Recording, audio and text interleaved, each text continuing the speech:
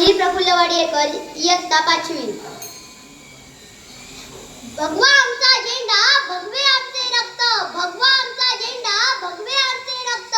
प्राण देऊनी राखितो आम्ही स्वराज्याचे तख्त. प्राण देऊनी राखितो आम्ही स्वराज्याचे तख्त.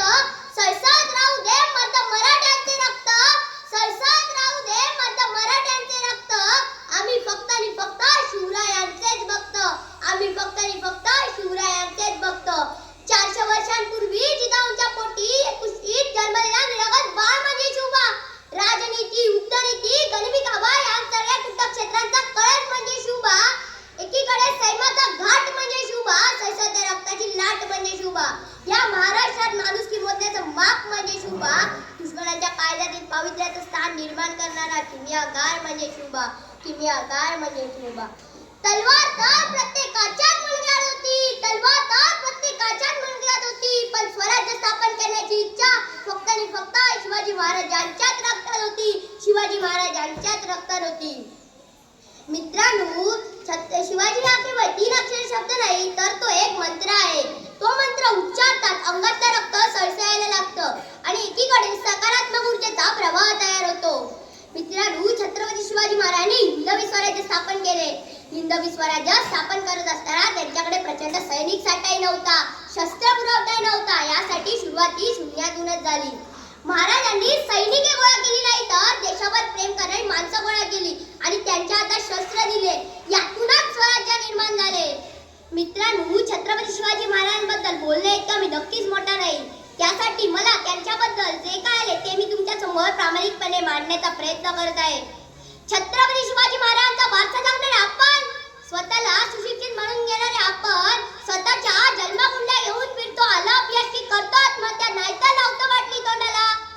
आणि शिवाजी जवळ घालतो वाद, करतो भांडे त्यांच्याच जन्मतारखांवरून. मध्ये आपण काय आदर्श घेतात राजांचा? राजांनी अनेक गड किल्ले जिंकले, पण कुठल्याही गडाला स्वतःचं नाव दिलं नाही. महाराजांनी अनेक मोहिमा आखल्या, पण कधीही पंचांग पाहिला नाही. महाराजांना अनेक संकटे आली, पण त्यांनी कधी आत्महत्येचा विचार केला नाही, कधीही व्यसनाच्या आहारी गेले नाही. आज खऱ्या अर्थाने गरज आहे ती छत्रपती शिवाजी महाराजांना समजून घेण्याची. आज छत्रपती शिवाजी महाराजांच्या महाराष्ट्रात आजचा युवक जर जनावरांसारखा बघत असेल तर ही खरंच खूपच मोठी शोकांतिका करण्याची गोष्ट आहे. मित्रांनो, आज सरकारला निर्भया पथक नेमण्याची पाळी आली, कारण हैदराबाद कोपडीच्या घटना इथे घडू लागल्या आहेत. म्हणजेच अजूनही लोकांना छत्रपती शिवाजी महाराज समजले नाही. परस्त्री माते समान मानणारा माझा राजा, स्त्रियांवर अन्याय अत्याचार करणाऱ्यांचे हातपाय कलंक करून ठेवण्याचा आदेश माझ्या राजाच्या राज्यात होता. माझ्या राजाच्या राज्यात स्त्रियांना 50% आरक्षण नव्हते, तर 100% संरक्षण होते. सूरज की तो बात छोड़ो, चमकना उसका काम है. सूरज की तो बात छोड़ो, चमकना उसका काम है. जिसने मानव जाति को चमकाया उसका शिवाजी नाम है. जिसने मानव जाति को चमकाया उसका शिवाजी नाम है. 900 आमदार, 900 खासदार, तर सुखी होता महाराष्ट्र माझा, कारण राज्य होते छत्रपती शिवाजी महाराजांचे. म्हणूनच आज 400 वर्ष होऊन गेली तरी सुद्धा छत्रपती शिवाजी महाराजांचे चरित्र आपल्याला प्रेरणा देते.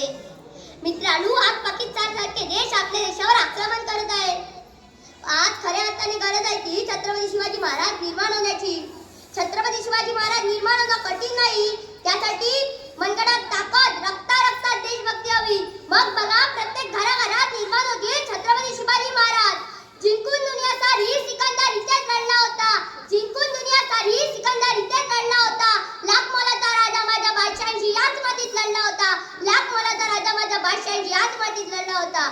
शेवटी जाता जाता या व्यासपीठाची रजा घेताना एवढंच म्हणू इच्छितो